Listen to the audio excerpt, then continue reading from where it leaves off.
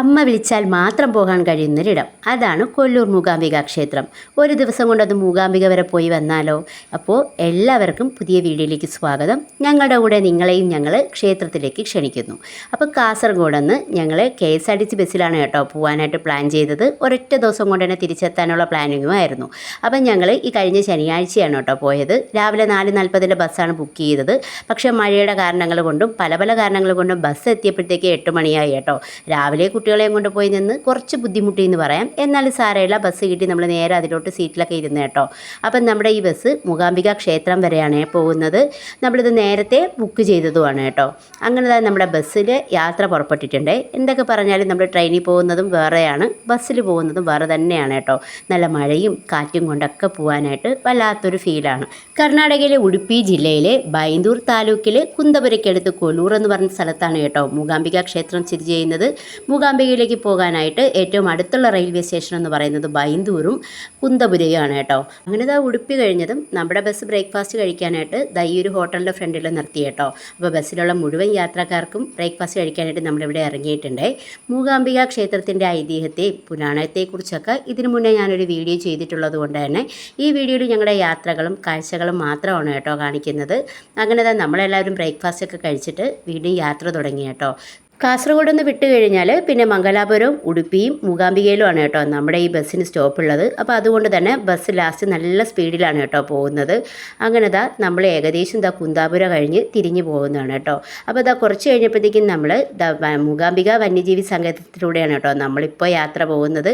വനത്തിൻ്റെ നടുവിലൂടെ ഇങ്ങനെ യാത്ര ചെയ്യാൻ വല്ലാത്തൊരു ഫീലാണ് കേട്ടോ. അങ്ങനെ നമ്മൾ മൂകാംബിക ക്ഷേത്രത്തിൻ്റെ പ്രധാനപ്പെട്ട കവാടവും അവിടുത്തെ കാവും എല്ലാം കഴിഞ്ഞ് പോവുകയാണ് കേട്ടോ. ഇനിയിപ്പോൾ അമ്പലത്തിലേക്ക് എത്താനായിട്ട് വളരെ കുറച്ച് ദൂരം മാത്രമേ ഉള്ളൂ കേട്ടോ. അങ്ങനെ നമ്മൾ മൂകാംബിക ക്ഷേത്രത്തിൽ എത്തിയിട്ടുണ്ട്. അപ്പോൾ ബസ് KSRTC ബസ് കുറച്ചുകൂടെ ദൂരെയാണ് നിർത്തുന്നത്. അപ്പോൾ അവിടെ നിന്ന് നമുക്ക് അമ്പലത്തിലേക്ക് കുറച്ച് നടന്നു വരാനുണ്ട്. അങ്ങനെ നമ്മളെല്ലാവരും അമ്പലത്തിലേക്ക് നടന്നു വരുന്നുണ്ട് കേട്ടോ. അങ്ങനെ ഫൈനലി നമ്മൾ അമ്പലത്തിൽ എത്തിയിട്ടുണ്ട്. അപ്പം നമ്മൾ പ്രതീക്ഷേനേക്കാളും ഒത്തിരി ലേറ്റ് ആയതുകൊണ്ട് ദർശനം കിട്ടുമോ, ഒരുപാട് താമസിക്കുമോ എന്നൊക്കെ ഉള്ള ഒരു ആശയക്കുഴപ്പത്തിലായിരുന്നേ. പിന്നെ നല്ല മഴയായതുകൊണ്ടും തന്നെ വലിയ തിരക്കൊന്നും പ്രതീക്ഷിച്ചിരുന്നില്ല. പക്ഷേ ഞങ്ങൾ ചെന്നപ്പോഴത്തേക്കും ഞെട്ടിപ്പോയി കേട്ടോ. അത്യാവശ്യം നല്ല തിരക്കുണ്ടായിരുന്നു അമ്പലത്തിൽ. ശരിക്കും 8:40 കേട്ടോ ഞങ്ങൾ അവിടെ എത്തേണ്ടിയിരുന്നത്. പക്ഷേ ഞങ്ങൾ ലേറ്റായിപ്പോയി. 11:30 കഴിഞ്ഞപ്പോഴാണ് കേട്ടോ ഞങ്ങൾക്ക് ക്യൂവിൽ നിൽക്കാൻ പറ്റിയത്.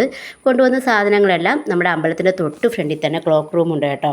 അപ്പം നമ്മൾ അവിടെ വെച്ചിട്ട് നേരെ അമ്പലത്തിനുള്ളിലേക്ക് കയറി കേട്ടോ. അമ്പലത്തിനുള്ളിൽ എത്തിയപ്പോഴത്തേക്കും മനസ്സിലായി അത്യാവശ്യം നല്ല തിരക്കുണ്ട്. 1:30 മണി വരെയാണ് കേട്ടോ ദർശന സമയം. അപ്പോൾ അതിനുള്ളിൽ നമുക്ക് കിട്ടോ ഇല്ലയോ, ദർശനം കിട്ടോ ഇല്ലയോ എന്നൊക്കെ ഉള്ളൊരു മൊത്തത്തിലൊരു വിഷമവും സങ്കടമൊക്കെ ഉണ്ടായിരുന്നു. എന്നാലും നമുക്ക് പ്രാർത്ഥിച്ചുകൊണ്ട് തന്നെ അവിടെ നിന്ന് കേട്ടോ. ആ സമയം അവിടെ നല്ല മഴയുണ്ടായിരുന്നു.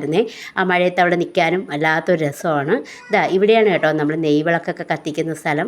അപ്പോൾ ഈ പുറത്ത് നിന്നുകൊണ്ട് നമ്മൾ ബാക്കിയുള്ള പ്രതിഷ്ഠയൊക്കെ തൊഴുത് അങ്ങനെ അവസാനം നമ്മൾ ഒരു 1.5 മണിക്കൂർ ക്യൂ നിന്നപ്പോഴത്തേക്കും നമുക്ക് ഏകദേശം ഉള്ളിലേക്ക് കടക്കാൻ പറ്റി കേട്ടോ.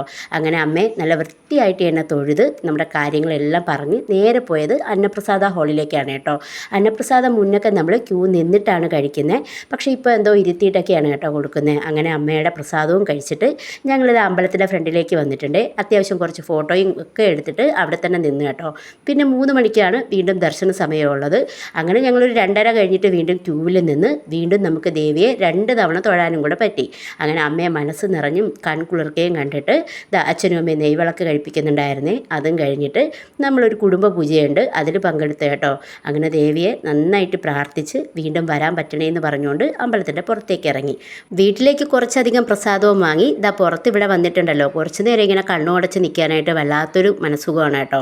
അങ്ങനെ അവിടെ നിന്ന് അത്യാവശ്യം നല്ല തിരക്കുണ്ട്, ഒത്തിരി ആൾക്കാരുണ്ടായിരുന്നു കേട്ടോ ആ സമയത്തും. അങ്ങനെ എല്ലാം തൊഴുത് നമ്മളിതാ നേരെ പുറത്തോട്ട് ഇറങ്ങുകയാണ് കേട്ടോ. അപ്പോൾ ഇനി ഇവിടെ നിന്ന് ഞങ്ങൾക്ക് തിരിച്ച് വൈകുന്നേരം പോകാനായിട്ട് ഞങ്ങൾ KSRTCയിലല്ല കേട്ടോ പോകുന്നത്. അപ്പോൾ ഞങ്ങളൊരു പ്രൈവറ്റ് ബസ്സിൽ കുന്തപുരയിൽ ഇറങ്ങിയിട്ട് അവിടെ നിന്നാണ് ട്രെയിനിൽ പോകുന്നത്. അപ്പോൾ പോകുന്ന വഴിക്ക് സൗപർണിക നദിയും കണ്ട് ഒന്നുകൂടെ അമ്മയെ പുറത്തുനിന്ന് തൊഴുതിട്ട് ഞങ്ങളിതാ പ്രൈവറ്റ് ബസ് സ്റ്റാൻഡിലേക്കാണ് പോകുന്നത്. അമ്പലത്തിൻ്റെ അവിടെ നിന്ന് കുറച്ച് ദൂരം നടക്കാനുണ്ട് കേട്ടോ പ്രൈവറ്റ് ബസ് സ്റ്റാൻഡിലേക്ക്. അവിടെ ചെന്നപ്പോഴത്തേക്കും 5:10 ഒരു പ്രൈവറ്റ് ബസ് കിട്ടി. അപ്പോൾ അതിൽ ഞങ്ങൾ നേരെ കുന്താപുര റെയിൽവേ സ്റ്റേഷനിലെത്തി കേട്ടോ. അവിടെ നിന്ന് പിന്നെ ട്രെയിനിൽ കാസർഗോഡേക്ക് പോയി കേട്ടോ. അപ്പോൾ എല്ലാവർക്കും ഇന്നത്തെ വീഡിയോ ഇഷ്ടപ്പെട്ടെന്ന് വിചാരിക്കുന്നു. പുതിയൊരു വീഡിയോയുമായിട്ട് നമുക്ക് വീണ്ടും കാണാം. അതുവരെ താങ്ക്